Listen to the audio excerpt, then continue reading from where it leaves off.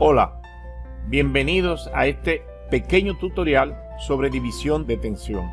Con un pequeño ejemplo vamos a ver qué fácil es diseñar un pequeño divisor de tensión para obtener un voltaje de referencia o un voltaje que nos interesa a partir de uno mayor obtenerlo.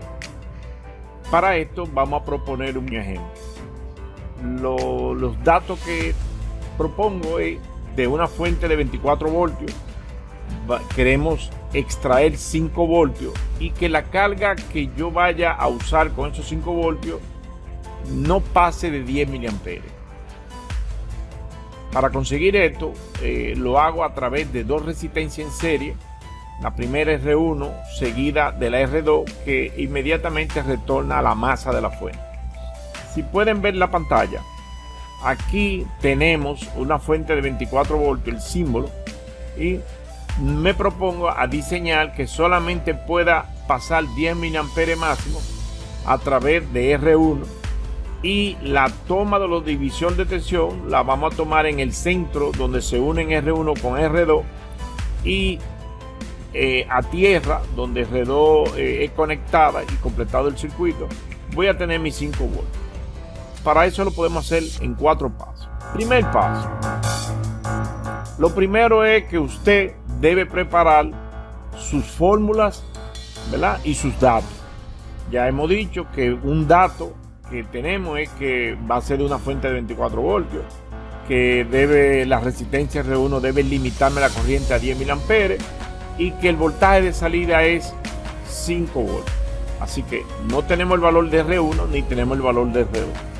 La fórmula que vamos a usar, nos vamos a pegar a la ley de Ohm, donde el voltaje es igual a R por I. La despejando, resistencia es igual a voltaje partido intensidad. Y la intensidad es voltaje partido resistencia. En el caso del valor de la resistencia, la ley de Ohm se aplica a cada elemento. Por ejemplo, en este caso, R1, el voltaje o caída de tensión R1, es el valor de la fuente menos el valor que tenga R2.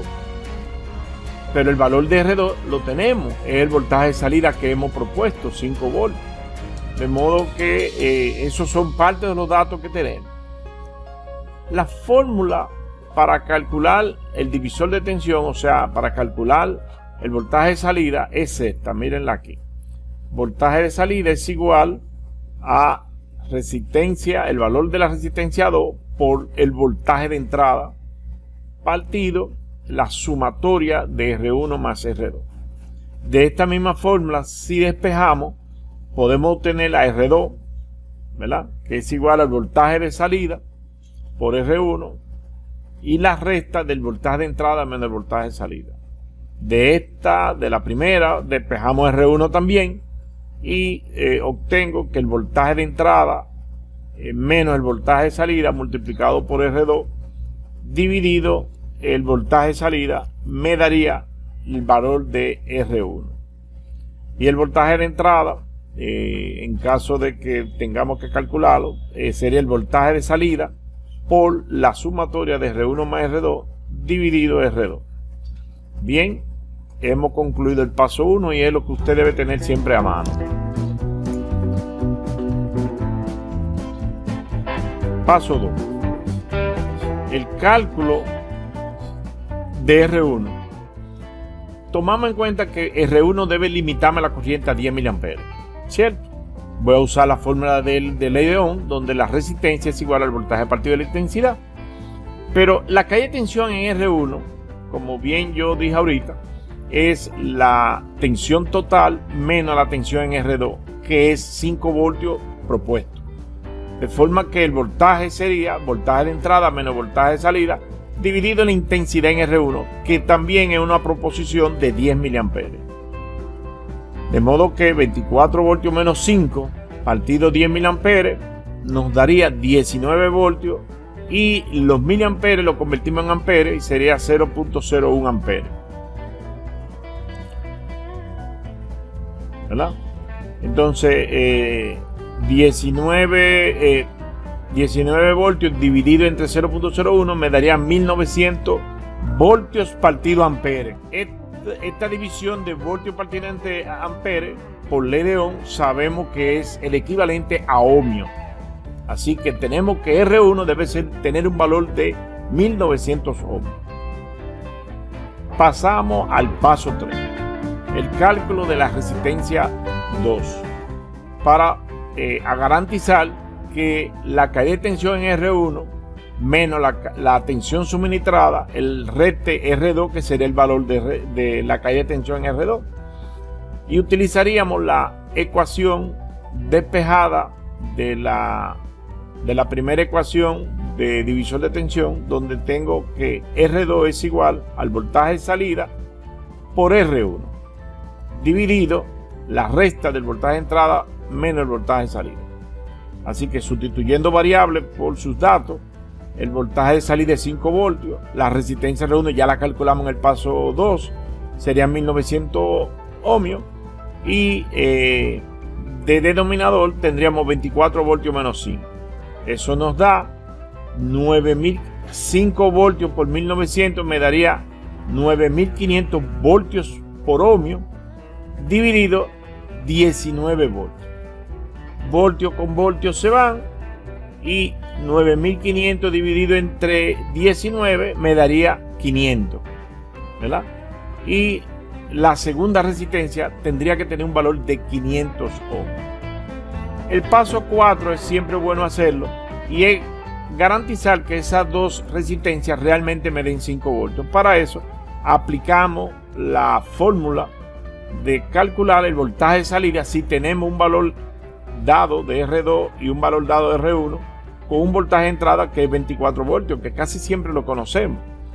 Así que 500 ohmios por 24 dividido 1900 ohmios más 500 ohmios nos da 12.000 ohmios por voltio, porque estamos multiplicando 500 ohmios por 24 voltios, dividido 2400 ohmios. Ohmio con ohmio se va, me queda voltaje.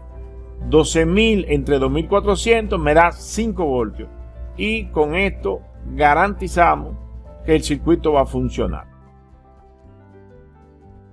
Lo siguiente que tenemos que hacer es producir una simulación para garantizar que nuestros cálculos fueron correctos. Este simulador estoy utilizando instrumentos de mediciones ideales.